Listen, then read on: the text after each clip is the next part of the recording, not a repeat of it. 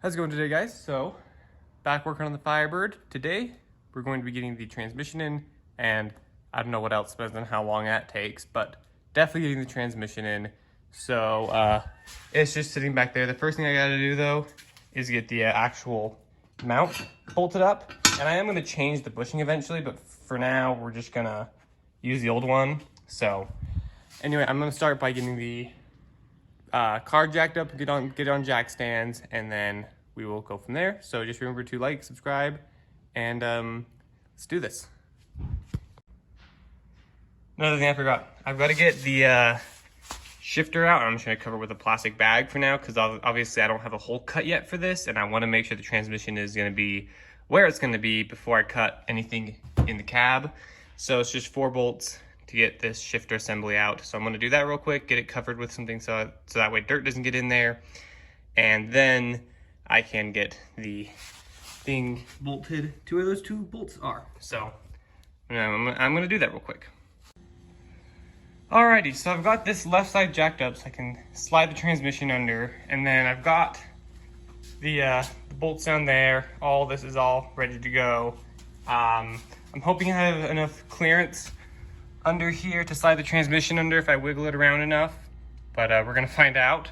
So I don't know if I'm gonna set the camera up somewhere, but I'm just gonna slide it to the left and then get the jack underneath it and jack it up and then bolt it up, and then I'll find something to support it with as I lower the car back down, because of course the next step after getting the transmission in is to start getting the engine test fitted in and mocked up. So anyway, I'm gonna do that. I'm gonna set the camera up somewhere and we will go from there.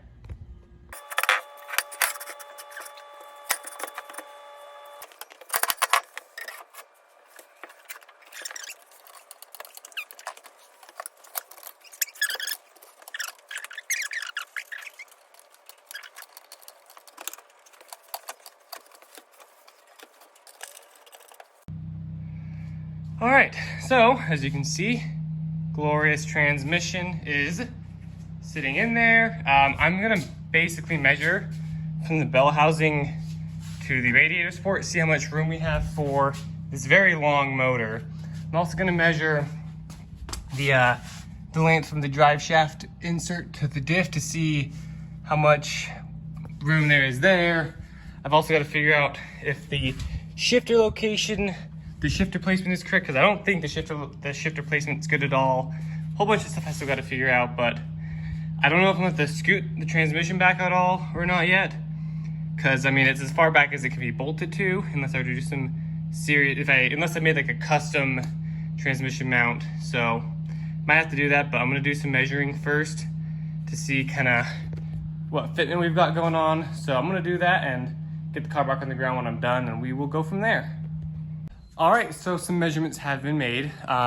From the bell housing of the transmission to the radiator support, I got about 33 inches there. The engine length itself from bell housing to harmonic balancer is about 31.5, so it should squeeze in there pretty good.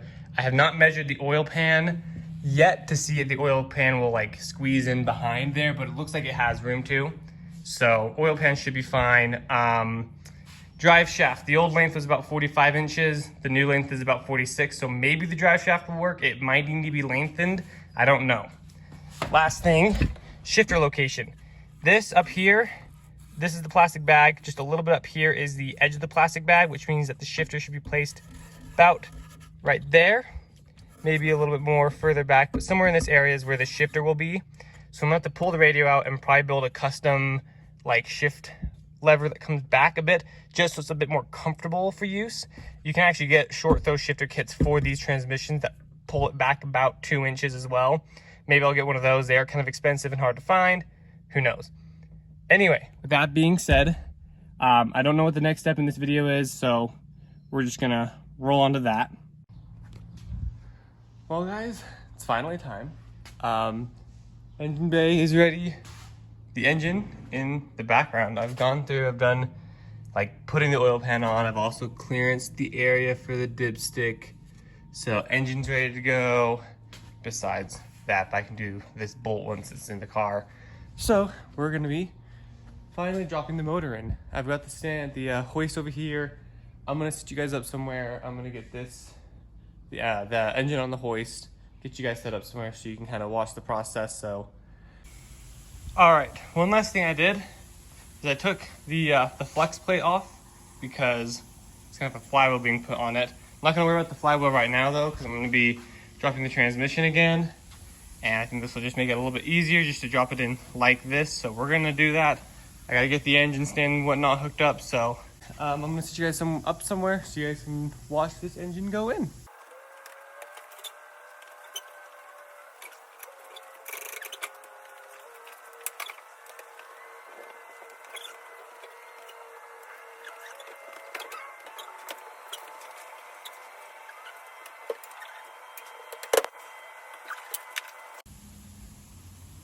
Well, I'm having a small problem where the front bumper is hitting the stand, so I'm gonna have to pull this front bumper off. But besides that, it's actually going really well, if you guys can't tell. I did have to jack up the subframe a bit, but I'm gonna get this off and then we'll just keep pushing to get the motor in. But yeah, going really good.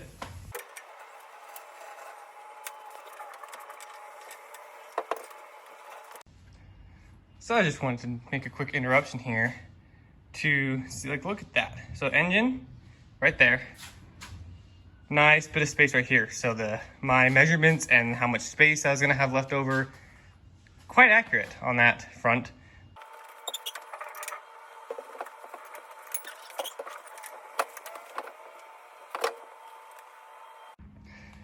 Alrighty, so the engine's pretty much in. I just got to put a few bell housing bolts on and then I can level it back out.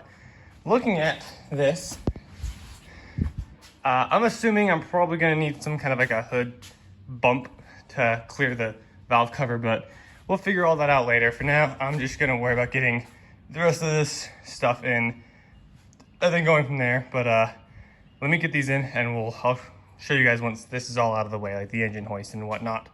Alrighty, and just like that, there's actually a motor sitting in the Firebird. Now, still need to obviously make the mounts and whatnot, but overall it's sitting very nicely. The only thing is, hood probably won't clear without some kind of modification to either the valve cover or the hood.